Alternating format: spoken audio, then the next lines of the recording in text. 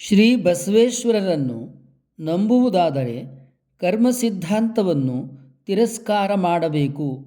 ಬೆಳಗಾವಿಯ ವಿಧಾನಸಭೆಯಲ್ಲಿ ಮುಖ್ಯಮಂತ್ರಿ ಸಿದ್ದರಾಮಯ್ಯನವರು ಈ ಅಭಿಪ್ರಾಯವನ್ನು ವ್ಯಕ್ತಪಡಿಸಿದ್ದಾರೆ. ಶ್ರೀ ಬಸವೇಶ್ವರರ ಅನೇಕ ವಚನಗಳಲ್ಲಿ ಕರ್ಮ ಸಿದ್ಧಾಂತವನ್ನು ಒಪ್ಪಿದ ಆಧಾರಗಳು ಇವೆ. ಉದಾಹರಿಸುತ್ತೇವೆ. ಆಸತ್ತೆ ಅಲಸಿದೆ ಎಂದರೆ ಮಾಡದು, ಬೇಸತ್ತೆ ಬೆಂಬಿದ್ದೆ ಎಂದರೆ ಬಿಡದು, ಏವೆನ್ ಏವೆನ್ ಎಂದರೆ ಮಾಡದು, ಕಾಯದ ಕರ್ಮದ ಫಲಭೋಗವು ಕೂಡಲ ಸಂಗಮ ದೇವನ ಶರಣರು ಬಂದು ಹೋ ಹೋ ಅಂಜದಿರು ಎಂದಡೆ ನಾನು ಬದುಕಿದೆನು.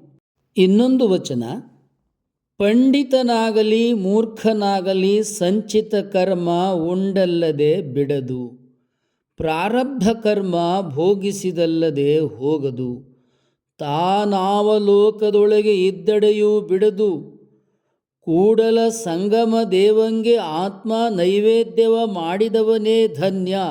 ಹೀಗೆ ಅನೇಕ ವಚನಗಳಲ್ಲಿ ಶ್ರೀ ಬಸವೇಶ್ವರರು ಕರ್ಮ ಸಿದ್ಧಾಂತವನ್ನು ಒಪ್ಪಿರುವ ಆಧಾರಗಳನ್ನು ಕೊಡಬಹುದಾಗಿದೆ.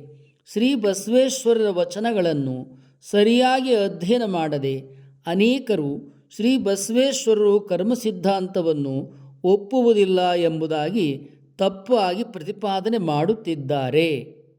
ಈ ವಿಡಿಯೋ ಇಷ್ಟ ಆದರೆ ಇತರರಿಗೂ ಹಂಚಿ. ಹಲ್ಲು ನೋವಿದೆಯೇ? ಶಿವಾದಂತಕಾಂತಿಯನ್ನು ಬಳಸಿ ನಗು ನಿಮ್ಮದು. ಈ ವಿಡಿಯೋ ಇಷ್ಟ ಆದರೆ ಇತರರಿಗೂ ಹಂಚಿ. 8618792270